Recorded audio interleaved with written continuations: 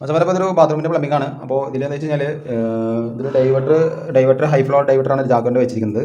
അപ്പോൾ ഇവിടെ wash piece വരുന്നുണ്ടായിരുന്നു, ഉറപ്പിക്കാണ്ട് 1.5 പൈപ്പ് അവിടെ വാഷ് പീസ് വരുന്നത്. വാഷ് പീസിന് നേരെ ലൈൻ വന്നിട്ട് ട്രാപ്പിലേക്ക് ഇട്ട് കൊടുത്തേക്കുന്നത്. അപ്പോൾ ട്രാപ്പിൽ നിന്ന് നേരെ വന്നിട്ട് 2 ഇഞ്ചിൽ ഒറ്റ ബെൻഡിട്ട് നേരെ പുറത്തിലേക്ക് ഹോൾ അടിച്ച് കൊടുക്കുകയാണ്. ഇവിടെയാണ് നമ്മുടെ സൂട്ട് ക്ലോസറ്റ് വരുന്നത്. 300 mm ആണ് ക്ലോസറ്റിൻ്റെ അളവ് വരുന്നത് കേട്ടോ.